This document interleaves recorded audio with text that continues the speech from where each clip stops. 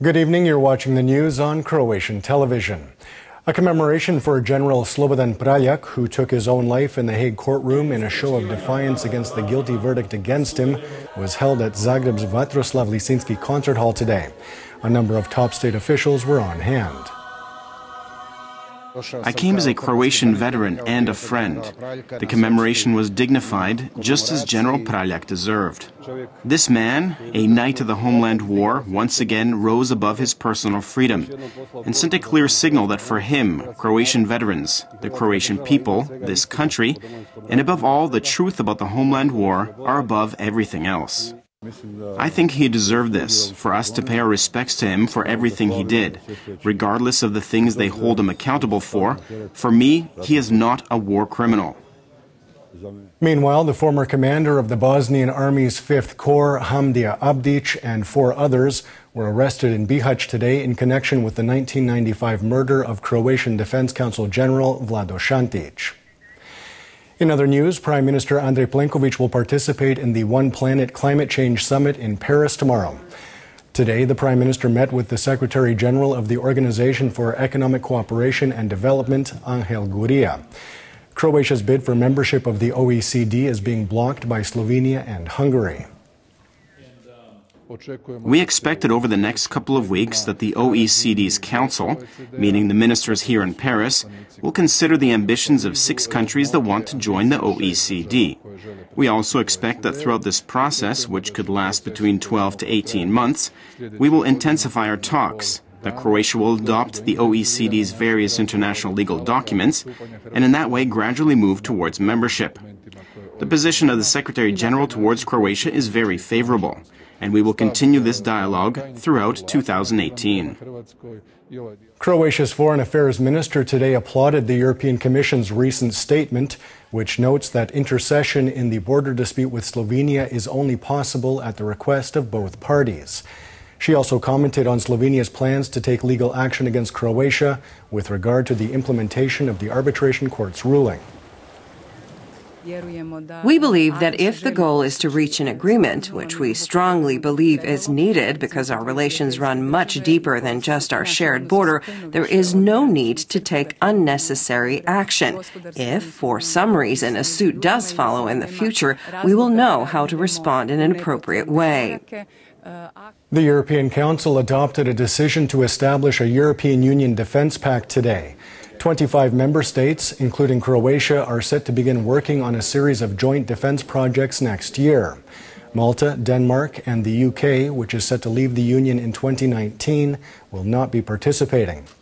Also today, EU foreign ministers informed Israeli Prime Minister Benjamin Netanyahu that they would not follow the United States in recognizing Jerusalem as Israel's capital. We believe that the only realistic solution to the conflict between Israel and Palestine is based on 2 states, with Jerusalem as the capital of both the State of Israel and the State of Palestine along the 67 line. This is our consolidated position, and we will continue to respect the international consensus on Jerusalem until the final status of the Holy City is resolved through direct negotiations between the parties, and we hope that the parties can engage in meaningful direct negotiations with the support of the international community. The Croatian National Bank hosted a conference on the benefits and costs of joining the Eurozone today. Governor Boris Vujčić said that studies indicate that benefits for Croatia could be significant, permanent, and considerably larger than it was for those countries which have already adopted the euro. However, Maruška Vizek from the Zagreb Institute of Economics doubts Croatia will be able to adopt the euro. Ultimately, this will all be reflected on interest rates for our citizens, companies, and the state itself. That is the concrete and significant benefit that citizens and companies in Croatia will be able to perceive. More affordable and accessible loans and less financing costs, which will obviously open up new space for investment.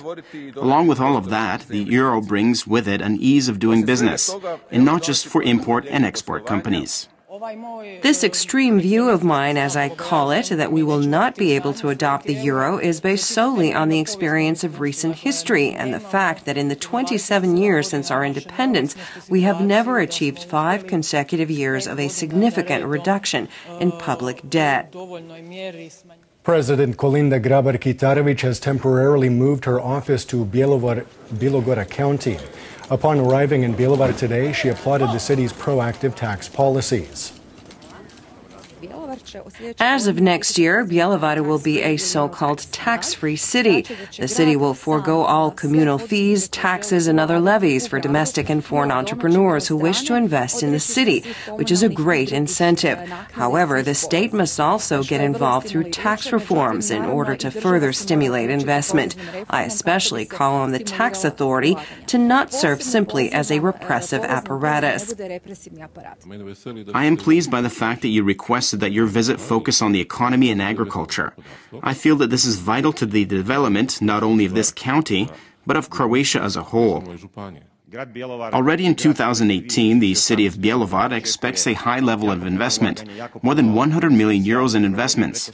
And your visit means a lot to us, so that together, with your help, we can bring these investments to fruition.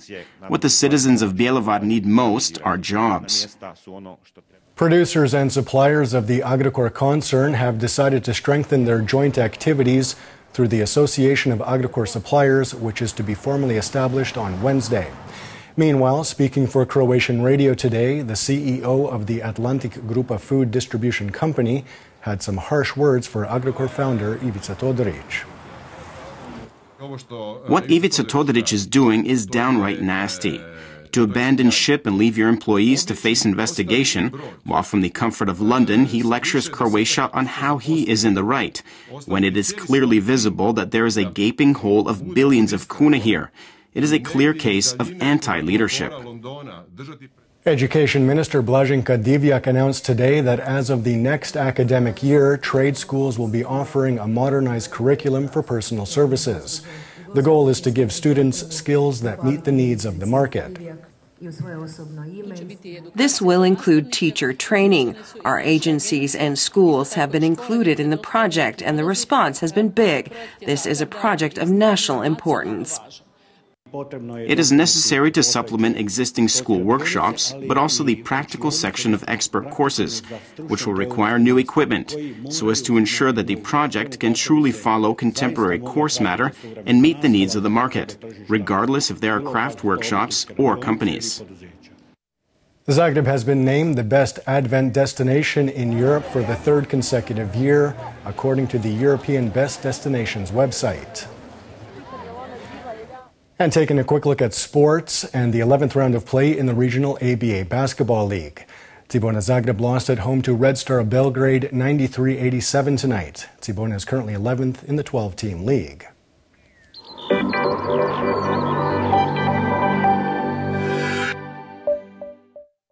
And now the forecast for tomorrow. Partly sunny throughout most of the country tomorrow morning, except on the northern Adriatic, which will see rain. This will spread to the rest of the country in the afternoon. There will be a moderate to strong southeasterly and southwesterly in the interior, strong to gale force on the coast. Winds will die down and shift to a northwesterly on the northern Adriatic in the afternoon. Morning lows of 6 to 11 degrees Celsius inland, 10 to 15 on the Adriatic, will give way to highs of 12 to 18 degrees. The three-day forecast for the interior calls for overcast skies with intermittent rain on Wednesday, sleet and snow at higher elevations. It will be colder. Thursday will see partly sunny skies with southeasterly and southwesterly winds bringing warmer weather. Overcast with rain on Friday. The coast will see variable weather with intermittent rain, heavier downpours and thunderstorms in some places. There will be a moderate to strong southeasterly and southwesterly.